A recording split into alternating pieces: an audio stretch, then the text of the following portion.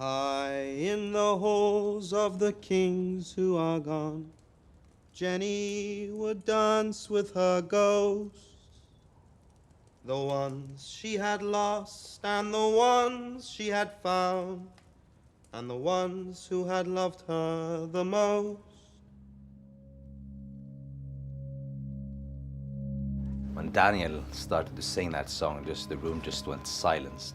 You see these gorgeous characters we've been following for years and years, and to see them the night before they might possibly die, and it's incredibly touching stuff. With they've heard stories about whites and White Walkers, and they've heard stories of the army or the dead and all this kind of stuff, and they don't really know. So I think the expectation is that they're probably not gonna.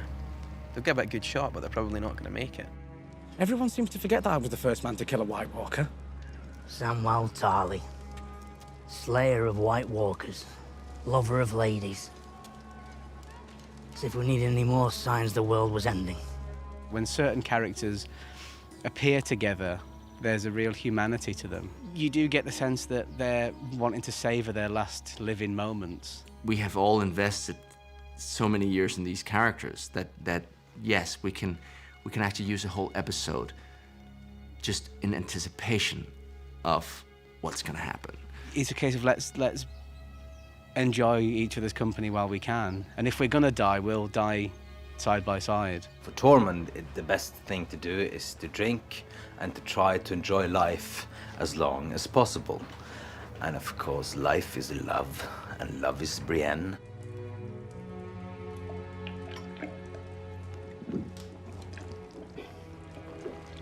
It's my favorite moment this season. There's levity, and then suddenly everybody has these moments of they're laughing, and then holy shit, we might all be not here tomorrow. We might be dead.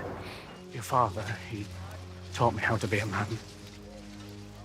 How to do what's right. This is right.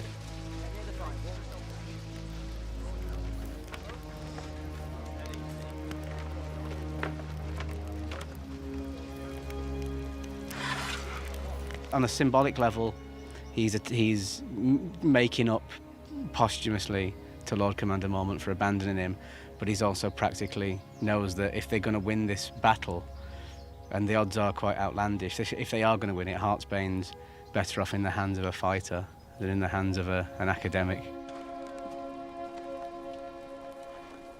Between the two of them, there's a lot that they've not spoken about.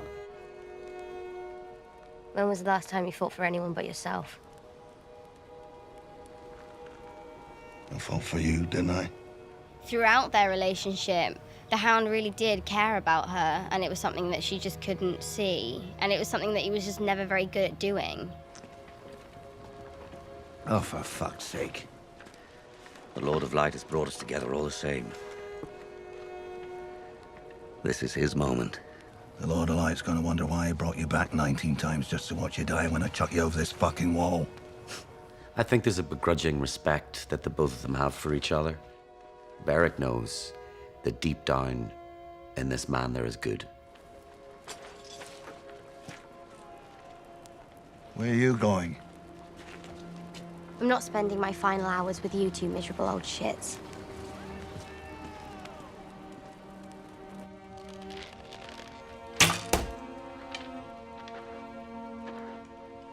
That for me?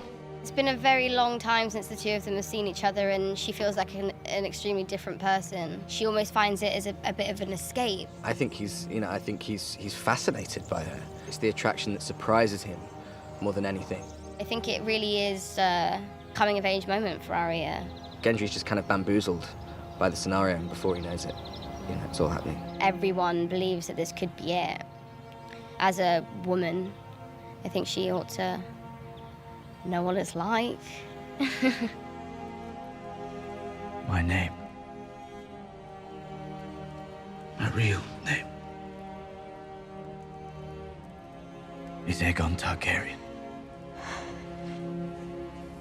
Like, when it's such huge information that the audience have been waiting to hear for 8 years and hear so-and-so tell so-and-so, and I think you've just got to take yourself away from the gravity of it a bit and just play it. No, it doesn't matter. It's just rejection on every single level. And for however much strength Dani has as a character, she's not immune to the person that she loves taking that away from her. What would a person do in that situation when they've got death raining down on them? They're all going to die soon anyway. A secret no one in the world knew, except your brother and your best friend. Doesn't seem strange to you? It's true, Dani.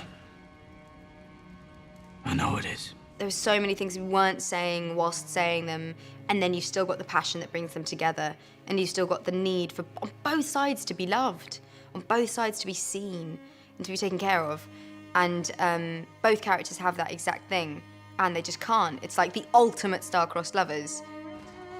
So Brienne of Tarth defeated the Hound. Pardon me, Lady Brienne. You're not the knight? Women can't be knights. Why not? Tradition. Fuck tradition. Kneel, Lady Brienne.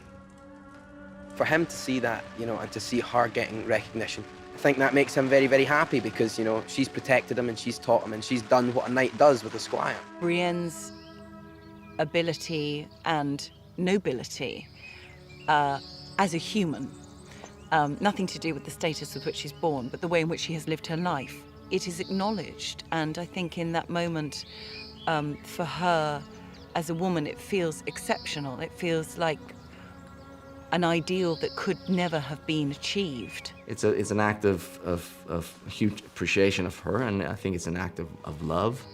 Deciding to use his power in that way to empower her is fantastic for Brienne. Arise, Brienne of Tarth, a knight of the Seven Kingdoms. I am delighted that Brienne, who is one of the characters who has not led a self-serving life, is recognized for that.